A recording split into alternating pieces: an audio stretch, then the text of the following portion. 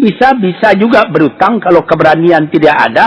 Dan berani itu membuka jalan buat mencari bayarnya. Tetapi kalau pengecut, berutang lagi, itu payah buat membayar. Sebab itu Nabi mengatakan, iyakum waddaina, saya akan dapat-dapatnya, elakkanlah supaya jangan berutang. Fa'innahu hammun billaili wa madhallatun finnahari. Hutang itu susah pada malam hari, mata tidak mau tidur.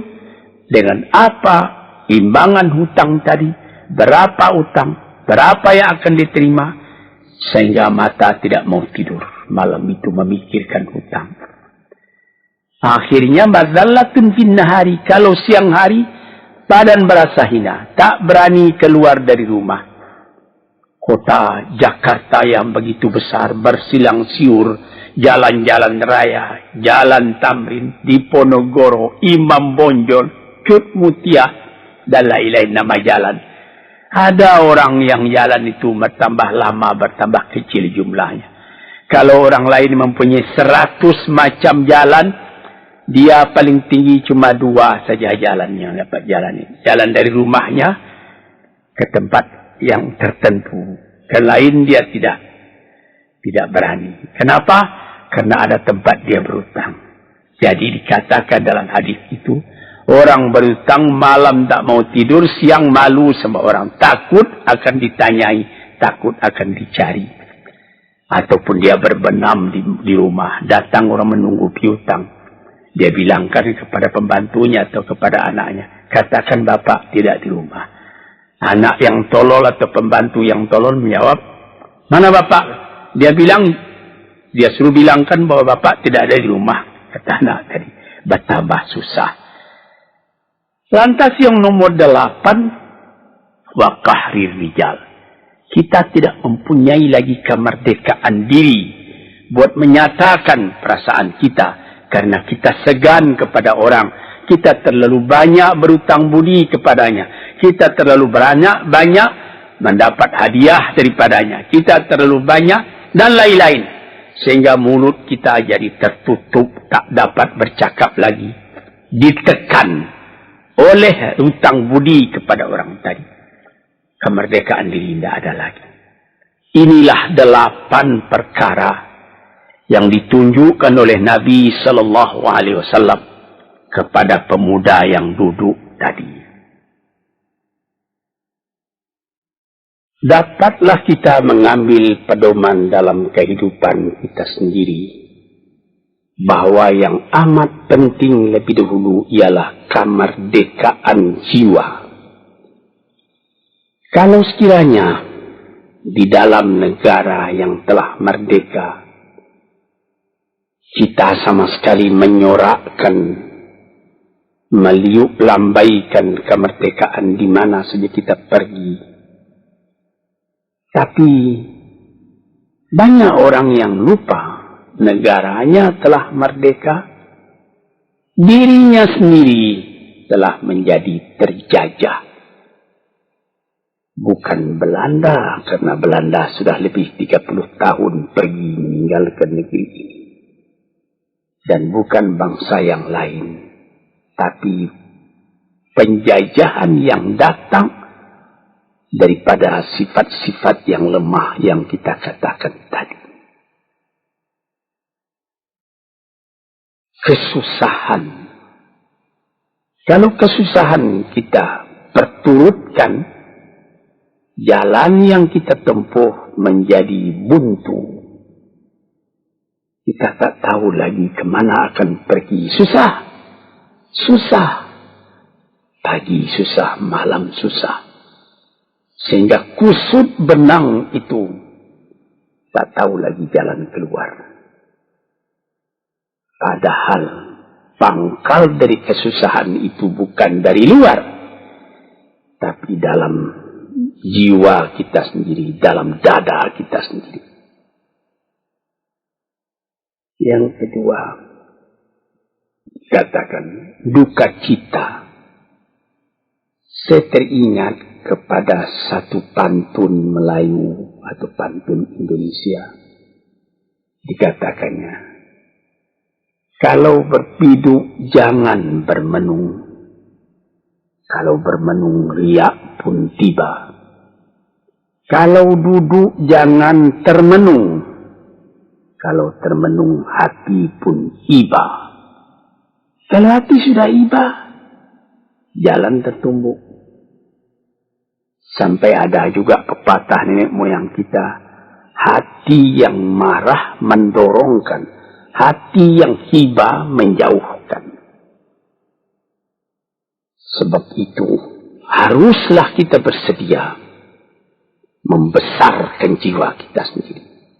Marfu'ar ra's, maufurul kiamah. Kepala terangkat, harga diri dijaga. Itu. Kemudian dikatakan yang kedua, al-ajaz, lemah. Al-kasal, malas. Kelemahan ini juga ada yang karena penyakit. Kenapa lemah saja? Kenapa tiap-tiap pekerjaan yang dihadapi pesimis yang timbul sehingga timbul malas? Kalau perlu, kita pergi kepada dokter, terutama psikiater.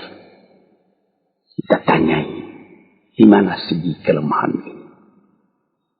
Karena kelemahan jiwa, kemalasan, malas dan lemah itu dari jiwa pangkalnya, ahli-ahli ilmu kesehatan yang telah mendalam mengetahui hubungan antara rohani dengan jasmani kita. Sehingga timbul ilmu yang dinamai psikosomatik atau psikoterapi, menganalisa jiwa dari mana seginya, maka timbul lemah, maka timbul malas. Di sini kita memerlukan kuatnya energi. Sebab apabila manusia mempunyai jiwa yang besar, pekerjaan yang besar pun dipandangnya kecil. Tetapi apabila manusia mempunyai jiwa yang kecil, pekerjaan yang kecil pun dipandangnya besar. Kita misalkan saja kedua orang pemimpin yang kita cintai dan kita hormati. Proklamator kita Bung Karno dan Bung Hatta. Mereka mempunyai jiwa-jiwa yang besar. Sebab itu mereka memproklamirkan kemerdekaan Indonesia. Indonesia yang besar yang terjadi daripada puluhan ribu pulau. Dengan 45 kata perkataan. 45 patah perkataan. Dengan ini kami menyatakan kemerdekaan Indonesia. Tapi kalau beliau misalnya orang yang berjiwa kecil, dia akan bertanya, bagaimana bisa Indonesia merdeka? Kita sudah miskin, melarat, dulu dijajah Belanda, kemudian ditekan Jepang. Kapan? Dia berkaji itu pekerjaan yang detail-detail, yang kecil-kecil, dia anggap itu besar. Ini misalnya. Maka orang-orang yang ajaz, yang lemah, atau yang kasar, yang pengecut, yang pemalas, tidak dapat mengerjakan pekerjaan yang besar-besar. Nah, kemudian yang kelima dan keenam, wa a'udzubika minal bukhli. Aku berlindung kepada engkau daripada bakhil. Menerima mau banyak-banyak. Mengeluarkan paling sedikit. Dia anggap, sebagaimana saya katakan tadi, tadinya dia menguasai harta. Akhirnya dengan tidak disadarinya, dia yang dikuasai oleh harta. Akhirnya, orang yang begini kerjanya cuma mengumpul-ngumpul harta saja. Kumpulkan harta banyak-banyak, Kemudian Tuhan memanggilnya kembali ke akhirat, mati, tidak ada harta tadi yang dibawanya. Tinggal menjadi perselisihan di antara anak dan cucu. Di hari-hari yang pertama, anak tadi menangis. Ayahnya telah mati. Tapi di hari yang kedua dan ketiga, dia tidak menangis lagi. Dia berpikir, di mana kunci ditaruh ayah? Di mana simpanan ayah? Berapa peninggalan ayah? Lalu dia berkelahi. Anak tadi. Nah ini, karena si ayah tadi bukhul, bakhil. Nikmatnya orang lain yang merasai, dia sendiri sengsara diperintah oleh hartanya itu. Apatah lagi yang keenam, jubun, pengecut. Dia berjalan siang, dia berjalan malam hari. Kelihatannya olehnya pohon kayu bergerak-gerak. Disangkanya itu hantu. Dia lari terus. Bertambah lari, bertambah takut. Akhirnya dia pingsan karena sudah lari itu. Ia tidak ada apa-apa oleh orang yang berani. Ini orang yang gagal di dalam perjalanan hidupnya.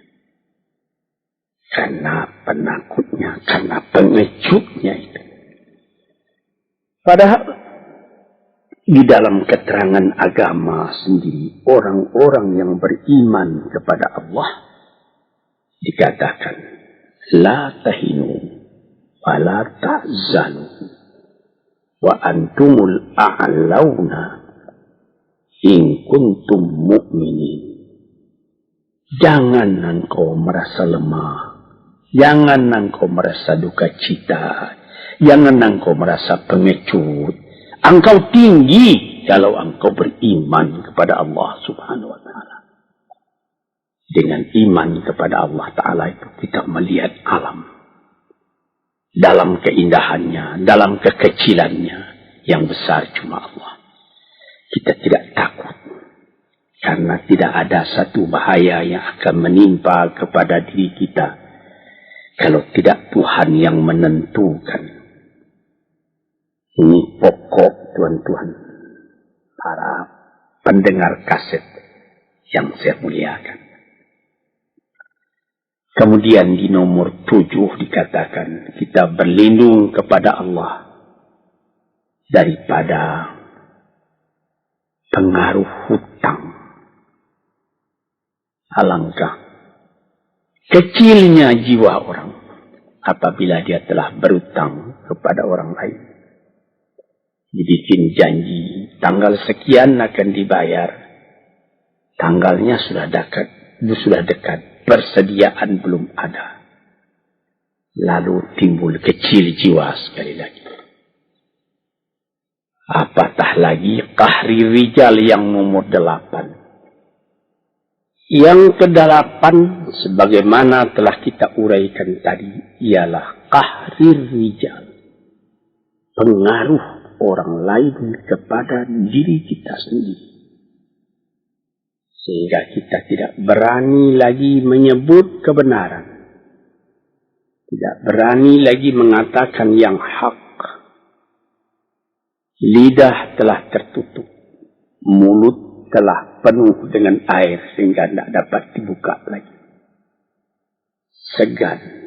Kita sudah terlalu banyak berutang budi kepada orang. Walaupun sudah jelas perbuatan orang itu salah misalnya. Kita tidak berani lagi menegur. Dengan demikian timbullah di dalam masyarakat apa yang disebut dalam bahasa Arab munafik. Yaitu lain di mulut, lain di hati. Hati mengatakan perbuatan orang ini salah. Tapi mulut mengatakan, bagaimana pikiran saya? Bagaimana pendapat Tuhan tentang perbuatan saya ini? Baik Bapak, ini bagus Bapak. Itu sudah betul Bapak. Padahal tidak. Ini kecelakaan yang nomor 8. Kita minta kepada Allah supaya kita dilepaskan dari pengaruh-pengaruh orang, pengaruh manusia.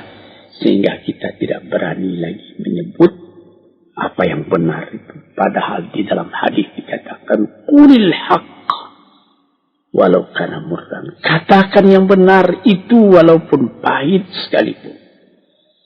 Ini murah menyebutnya, tetapi kalau jiwa sudah tertekan, tidak berani menyebutnya lagi. Para pengikut kaset yang tercinta, itulah 8 perkara diperingatkan, dituliskan, diajarkan, disuruh hafal oleh Nabi kepada pemuda yang beliau dapati termenung duduk seorang diri tadi. Dengan patuh dia turuti kehendak Nabi. Dia baca itu tiap pagi. Dia baca itu tiap sore. Dia pahamkan apa isinya. Lalu timbul energi baru dalam dirinya. Semangat yang baru. Langit pun kelihatan cerah. Bintang pun kelihatan berkelap-kelip. Matahari pun kelihatan bercahaya. Dan dia sudah melihat kehidupan ini dengan mata yang terang. Kemudian dia bertemu dengan Nabi. Ya Rasulullah, saya mengucapkan terima kasih.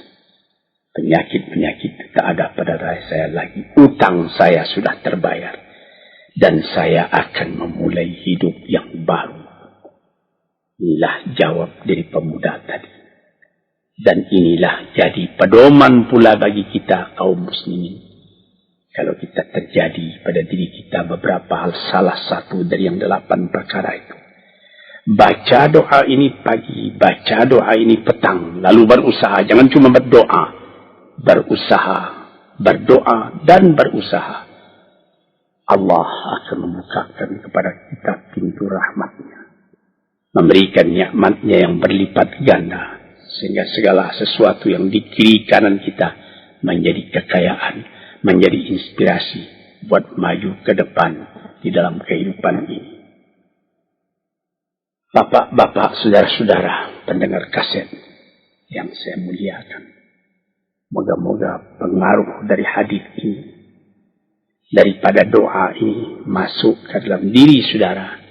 Dan saudara menjadi orang muslim dan merdeka yang sejati.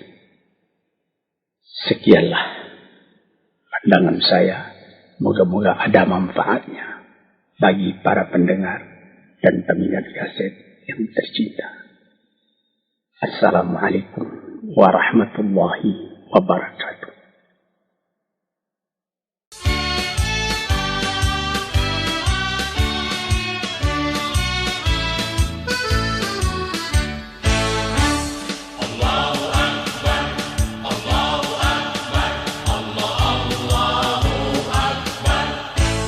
Kalam suci menyentuh kalbu berjuang, maju serentak membela kebenaran, untuk negara, bangsa dan kemakmuran.